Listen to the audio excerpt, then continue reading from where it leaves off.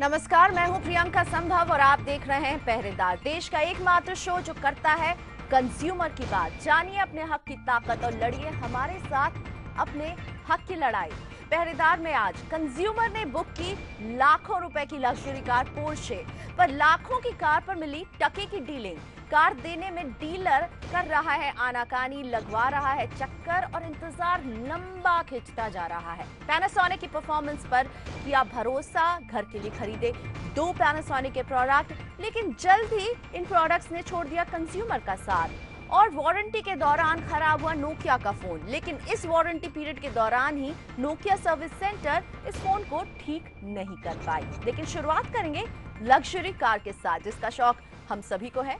Porsche बस नाम ही काफी है। इस कार की खूबियां कोई भी गिना देगा। State of art German engineering, high speed, बेजोड़ कंफर्ट, इन्हीं खूबियों की वजह से दिल्ली के मनीष अग्रवाल भी इस लग्जरी कार के फैन हैं।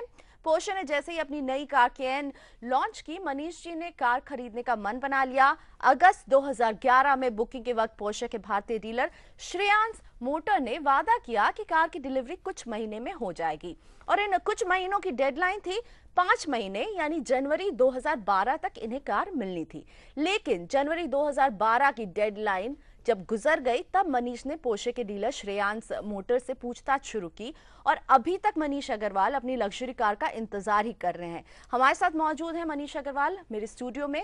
सर नमस्ते, स्वागत है आपका पहरेदार में। तो ये इंतजार काफी लंबा खिंच गया, क्यों इतना इंतजार करवा रहा है श्रेयांस आपको अपने सपनों की गाड़ी के लिए? देखिए, इस बारे में तो मैं नहीं कह सकता कि क्यों वो इंतजार करवा रहे हैं, पर ये फैक्ट है कि जब हमने गाड़ी बुक कराई थी तब उन्होंने हमसे प्रॉमिस किया था कि मैक्सिमम टाइम 6 महीने है, पर इससे पहले पहले हम आपको गाड़ी दे देंगे। उनके कॉन्ट्रैक्ट में कंडीशन थी कि आप अगर सब्जेक्ट टू कि आप टाइमली पेमेंट कर दें। हमने उनको इमीडिएटली गाड़ी बुक करने के with in 15 days 100%, in fact more than 100% payment उनको पूरी कर दी। और कॉन्ट्रैक्ट हमारा साफ कहता है कि जो भी पेमेंट है उसमें सिर्फ हमारे को उनको रजिस्ट्रेशन चार्जेस और इंश्योरेंस अलग से देने हैं, बाकी सब उस प्राइस में इंक्लूडेड है। और उसके बाद बार बार रिमाइंडर भेजने के बाद वो हमें कोई डिलीवरी शेड्यूल नहीं दे रहा है। सिर्फ उनके जो एग्जीक्यूटिव्स हैं वो प्रॉपर कर रहे हैं। इनफैक्ट हमारी उन्होंने मेल बॉक्स भी उन्होंने वो ब्लॉक कर दिया है। हमारे यहाँ से जो हमारा ऑफिशियल मेल आईडी था उसको उन्होंने ब्लॉक कर दिया है कि इससे वो मेल भी रिसीव नहीं कर रहे हैं।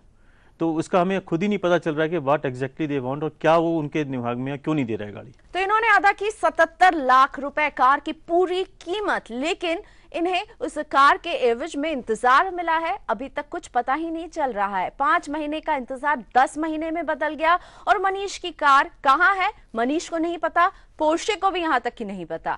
कार की डिलीवरी को लेकर पहले तो कंपनी इनको जवाब दे रही थी, लेकिन समय गुजरने के साथ साथ कंपनी के डीलर ने इनका साथ छोड़ दिया, और अब मनीष जी को कार की डिलीवरी के बारे में कुछ भी कहीं से पता नहीं चल पा रहा है। जैसा कि इन्होंने हमें बताया, ये मेल कर रहे हैं तो वो मेल बाउंस बैक हो जा रही है। पहरेदार ने मनीष जी की शिकायत रखी पोर्शे भारत के डीलर श्रेयांस मोटर्स के सामने और पूछा डिलीवरी स्टेटस के बारे में। श्रेयांस मोटर्स ने माना कि कार डिलीवर करने में देरी हुई है और इसकी वजह रही कार का कम प्रोडक्शन। कंपनी का कहना है कि कार की मांग ज्यादा है और प्रोडक्शन कम, इसलिए वक्त लग रहा है। कंपनी कह रही है कि कार आखिरकार भारत पहुंच गई है, लेकिन बजट 2012 के बाद एक्साइज कानून में बदलाव के चलते पोर्शे को नई प्राइस लिस्ट भेजनी है, और इसी का श्रेयांस मोटर्स को भी इंतजार है। ये लिस्ट जैसे श्रेयांस को मिलेगी वो इन्हें कार डिलीवर कर देंगे एक नए प्राइस पर, जबकि मनीष ने ऑलरेडी पूरी पेमेंट ये कर चुके हैं। इस देरी के बारे में डीलर ने यह भी बताया कि बुकिंग कॉन्ट्रैक्ट में देरी की संभावना का क्लॉज कंज्यूमर को पहले से बताया गया था कि देरी हो सकती है। मतलब ये कि अभी भी इंतजार बाकी ही है। श्रेयांस मोटर्स के रुख से लग रहा है कि मनीष जी का इंतजार इतनी जल्दी खत्म भी नहीं होने वाला। एक इंपोर्टेड ब्रांड को हासिल करना काफी लंबा चौड़ा लिफाफा साबित हो रहा है। मनीष जी ने करीब 77 लाख में अगस्त 2011 में पोर्शे कार बुक की, जिसकी डिलीवरी अगर लंबा खिंचते खिंचते मार्च 2012 तक हो जाती तो शायद मनीष पर ये जो अतिरिक्त एक्साइज ड्यूटी का बोझ है वो नहीं पड़ता। मनीष की शिकायत है कि देरी के चलते जहां इन्हें मुआवजे का हकदार होना चाहिए, उल्टा डीलर इन पर एडिशनल कॉस्ट डाल रहा है एक्साइज ड्यूटी के नाम पर। लेकिन क्या चुपचाप ये बढ़ी हुई कीमत चुका दें या फिर इनके पास कोई कानूनी रास्ता है? यही समझने के लिए हमारे शो में जुड़ रहे हैं एक और मेहमान, कंज्यूमर एक्टिविस्ट और सुप्रीम कोर्ट के वकील कपिल मित्रा।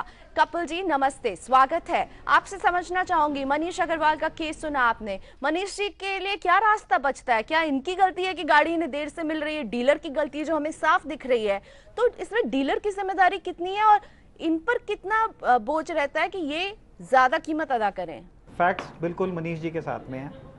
कानून की जहाँ तक बात है, इसके अंदर कानून प्रियम्बल आप उठाइए कंज्यूमर प्रोटेक्शन एक्ट का, वो कहता है it's a benevolent act for the better protection of rights of consumer based on the principles of natural justice.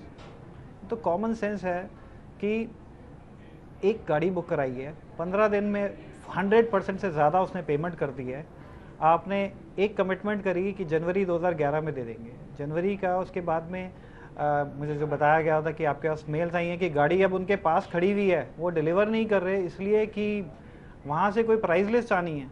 तो this is very fancy kind of excuse which common sense के साथ match नहीं करता है। बिल्कुल, यानी कपिल जी बहाने बहुत बनाते हुए नजर आ रही है ये पोर्शे का जो डीलर है भारत में। एक पेज जो है कॉन्ट्रैक्ट था जिसमें लिखा गया था कि देरी हो सकती है, विलंब हो सकता है।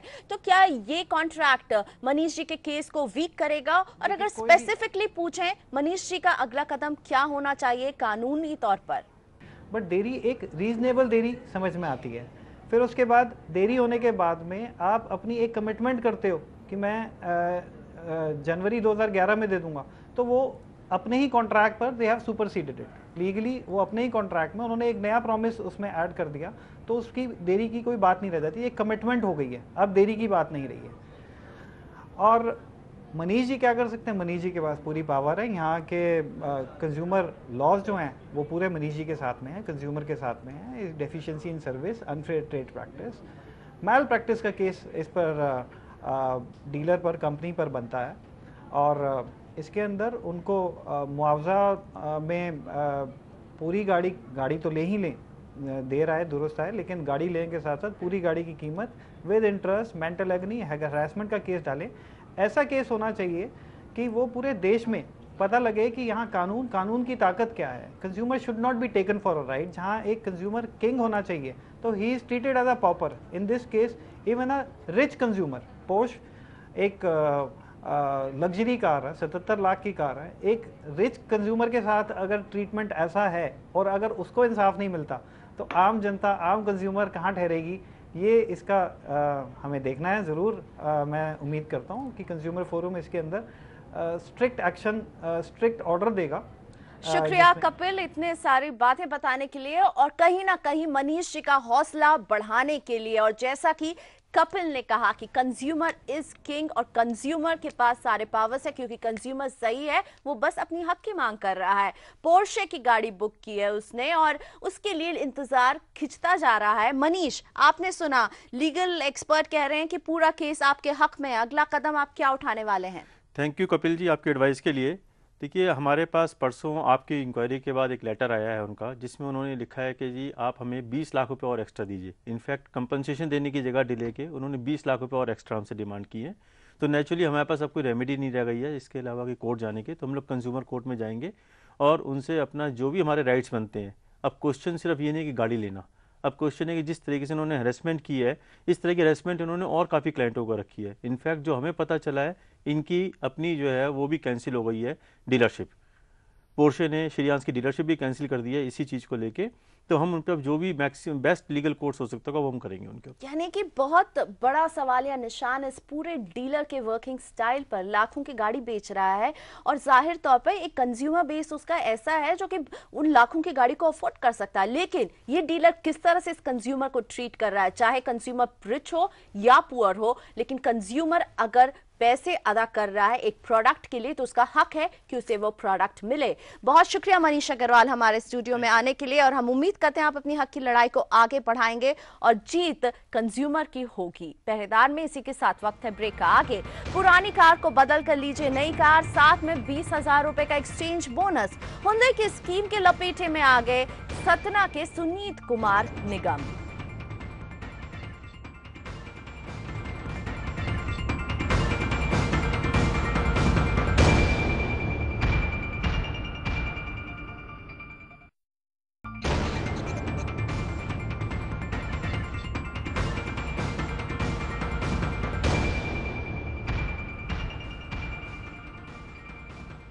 Welcome back. आप देख रहे हैं पहरेदार। पुरानी कार के बदले नई कार, और वो भी एक दमदार बोनस की रकम के साथ। हम और आप ऐसे ही ऑफर्स तो बाजार में ढूंढते हैं। मध्य प्रदेश के सतना के सुनीत कुमार निगम भी ऐसे ही एक्सचेंज ऑफर के लपेटे में आ गए। इनके मेल से हमें पता चला कि इनके शहर सतना में हुंडई का कार डीलर स्टारलाइन ऑटोमोबाइल एक एक्सचेंज ऑफर लेकर आया। पुरानी कार दीजिए, बदले में नई कार ले जाइए, और साथ में 20,000 का एक्सचेंज बोनस भी। इसी स्कीम के जरिए जुलाई 2011 में सुनीत जी ने कार तो बदल ली, लेकिन कार पर मिलने वाला एक्सचेंज बोनस अभी तक इन्हें नहीं मिल पाया है। 2011 में कार खरीदी गई, लेकिन अब 2012 हो गया है, लेकिन सुनीत जी के बोनस का कोई अता पता नहीं है। सुनीत कई बार डीलर के पास जा चुके हैं, स्टारलाइन ऑटोमोबाइल के पास जा चुके हैं अपनी शिकायत लेकर, लेकिन इनकी शिकायत की कोई सुनवाई नहीं हो रही है। साथ ही में ये लगातार हुंडई से भी बात कर रहे हैं। कभी इन्हें हुंडई के दिल्ली ऑफिस का नंबर दे दिया जा रहा है, कभी मुंबई ऑफिस का, और सतना से वो लंबे लंबे लॉन्ग डिस्टेंस कॉल्स कर रहे हैं, लेकिन सोल्यूशन नहीं मिल रहा है। फोन कॉल पर कंपनी के रिप्रेजेंटेटिव इन्हें कह रहे हैं कि आप डीलर से बात कीजिए। डीलर कह रहा है अब मामला हमारे हाथ में नहीं, आप कंपनी से बात कीजिए। और इन सब में फंस गया है इनकी बोनस का वो एक्सचेंज रकम जो इन्हें मिलनी थी। हुंडई के सामने पहरेदार ने रखी फंसे हुए बोनस की इस केस को। हुंडई ने पहरेदार को बताया कि सुनीत का क्लेम रिजेक्ट हो गया है, क्योंकि समय रहते इन्होंने सारे जरूरी कागजात जमा नहीं किए थे। स्कीम की मियाद 105 दिन की थी, और इसके बाद एक्सचेंज बोनस नहीं दिया जा सकता है। कंपनी ने पहरेदार को भरोसा दिलाया है कि हमारी पहल के बाद अब ग्राहक जो है वो एक नए सिरे से बातचीत कर सकता है डीलर के साथ, और शायद मामला कुछ सुलझ जाए, और डीलर अगर तैयार हो जाए तो ग्राहक को कुछ मुआवजा दिया जा सकता है। हमने सुनीत के सामने हुंडई का जवाब रखा और बताया कि हुंडई कह रही है कि उनके एंड पर देरी हुई है। तब सुनीत ने हमें ईमेल के जरिए जवाब में बताया है कि उनसे कोई देरी नहीं हुई है। उन्होंने जुलाई में ये गाड़ी खरीदी थी, और महज कुछ दिनों के अंदर 5 अगस्त 2011 को बाय हैंड इन्होंने कंपनी के डीलर के रिप्रेजेंटेटिव को सारे पेपर्स जमा कर दिए थे।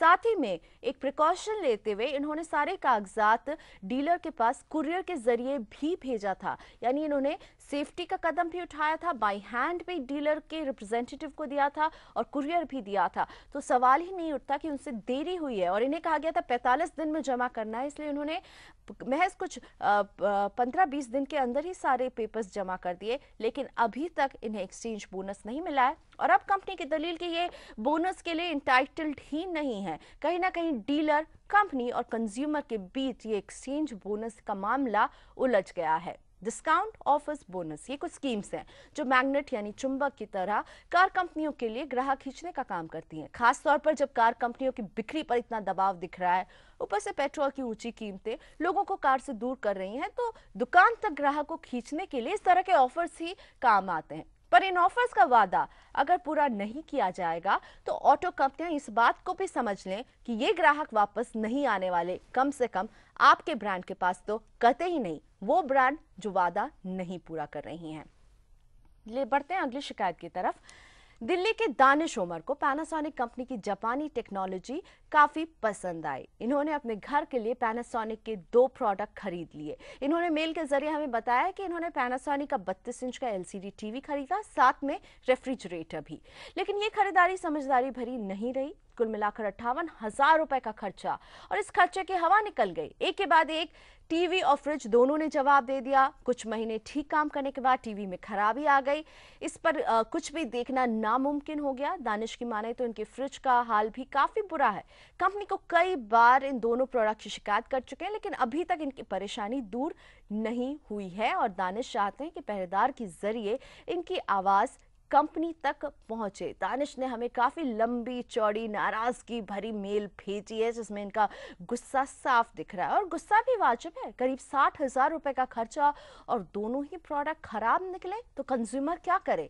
पहरेदार ने दानिश की शिकायत पैनासोनिक के सामने रखी और जानना चाहा कि महीनों से चले आ रहे इस विवाद को सुलझाने के लिए अब पैनासोनिक क्या करने वाली है।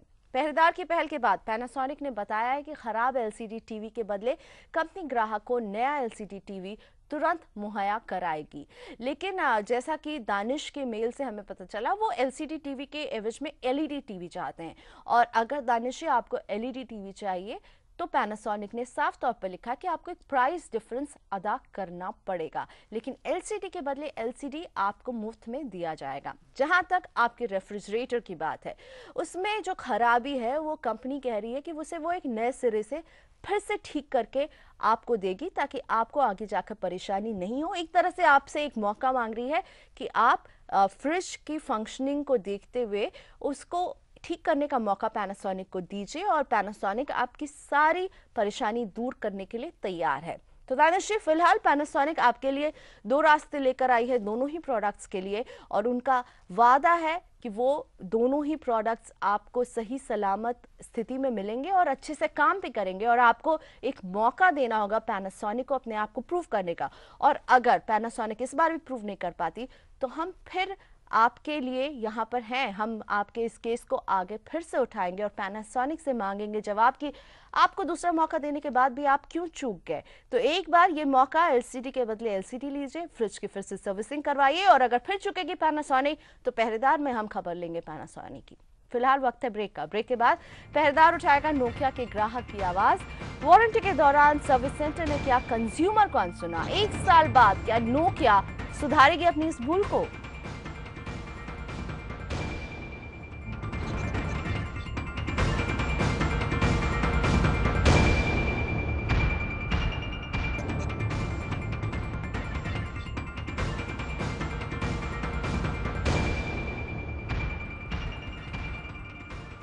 Welcome back. आप देख रहे हैं पहरेदार। इस शो के जरिए हमारी कोशिश है कि आपके हक की हिफाजत हो और कंज्यूमर की आवाज उन कंपनी तक पहुंचे जो शायद कंज्यूमर को सुन नहीं रही हो। वारंटी में जब तक कोई भी प्रोडक्ट रहता है हम सभी निश्चिंत रहते हैं कि कोई भी दिक्कत आएगी तो कंपनी उसे ठीक कर देगी, लेकिन दिल्ली के संजीव बरेलिया के साथ ऐसा नहीं हुआ।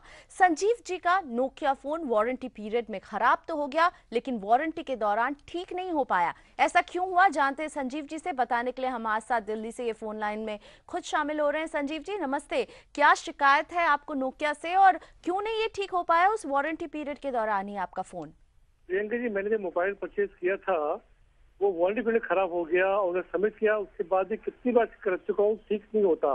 वो कहते हैं वारंटी पीरियड में बावजूद ठीक नहीं कर रहे। मैं बिल दिखाया, कहते हैं बिल आपको वारंटी में नहीं है। मतलब बिल वारंटी कैसे नहीं है, तो उससे नहीं मानते। कई जगह घुमा यहाँ वहाँ, कितनी मेल डाली, यहाँ सबसे बात करी, कोई कुछ नहीं हेल्प कर रहा। आज दिन आपका शो देखा, उससे मुझे आपके ईमेल आईडी से मैंने आपको मेल किया और आप यकीन नहीं मानेंगे 24 घंटे के अंदर मेरे वहां से जवाब आ गया कि नोकिया जैसी इतनी बड़ी कंपनी जो कस्टमर का इतना ख्याल नहीं रख नहीं रही, बिल्कुल ध्यान नहीं दे रही बिल्कुल ही, आपके एक ईमेल से उनका जवाब आ गया। चलिए देर आए दुरुस्त आए, लेकिन मुझे ये बताइए 1 साल तक आपको क्या कहती रही नोकिया अपने आप को इतनी बड़ी कंपनी और अपने आप को इतनी कंज्यूमर फ्रेंडली कंपनी बताती है, 1 साल तक आपकी क्या बातचीत होती रही? मेरी उनसे बात हुई कि मेरा मोबाइल खराब हो गया है, मुझे ठीक करने का है। मैंने ठीक करिए, रिप्लेस करिए। कह रहे वारंटी में आपका नहीं है। मैं वारंटी क्यों नहीं, बिल परचेज दिए, कहते नहीं हमारे रिकॉर्ड में वारंटी नहीं है। मैंने क्या खराबी है, कहते वो बिल कर सीपीयू खराब है, वो खराब है। कहते मतलब जो भी कुछ है एटलीस्ट आप फोन तो ठीक करके दीजिए मुझे आप, वारंटी पीरियड में खराब हुआ है। और पहले कराया, फिर द्वारका में कराया, फिर तिलक नगर कराया, कहीं भी कुछ जवाब नहीं मिला। मैंने इनको इतनी ईमेल लिखी, 1 साल से ईमेल लिख रहा हूँ, 1 साल से पीछे भाग रहा हूँ, कोई जवाब नहीं दे रहा, कोई जवाब नहीं दे रहा, कोई हेल्प नहीं कर रहा। चलिए, तो 1 साल से संजीव जी परेशान रहे, नोकिया मोबाइल फोन को लेकर इधर उधर भटकते रहे, नोकिया केयर सेंटर से लेकर इनके सर्विस सेंटर, अलग अलग इलाकों के सर्विस सेंटर भी लेकर के गए, लेकिन कुछ भी नहीं हुआ इनके फोन का। वारंटी खत्म हुए, अब 1 साल बीत गए और इस फोन को ठीक कराने की हर कोशिश नाकाम रही है। कंपनी से कई बार मदद की गुहार लगाया है इन्होंने, लेकिन वो भी बेअसर ही रही। पहरेदार ने इस केस की जानकारी दी नोकिया को और जानना चाहा कि नोकिया इस केस में क्या करने जा रही है। और सबसे बड़ा सवाल जो हमने उठाया कि क्या 1 साल पुरानी शिकायत को नोकिया एंटरटेन करेगी, उसकी सुनवाई होगी या नहीं होगी। पहरेदार की पहल के बाद नोकिया ने भरोसा दिलाया है कि वो जल्द से जल्द एक्शन लेगी और कंज्यूमर की परेशानी दूर करेगी। तो वाकई में नोकिया कितनी प्रोएक्टिव हुई है पहरेदार की पहल के बाद। सुनते हैं कंज्यूमर की ही जुबानी। संजीव बरेलिया हमारे साथ बने हुए हैं। संजीव जी, आपने मुझे अभी बताया कि आप 1 साल से चक्कर काट रहे थे, पर हमारी मेल के बाद 24 घंटे में कंपनी ने आपको कांटेक्ट किया। क्या प्रोग्रेस है अभी सिचुएशन की? आप कह रहे हैं कि शायद वो जल्द से जल्द उसको फोन हमारा रिप्लेस करेंगे, स्वैप करेंगे, क्योंकि वो सेम मॉडल अवेलेबल नहीं है इनके पास। कह रहे हैं दूसरा फोन देंगे, स्वैप करके देंगे।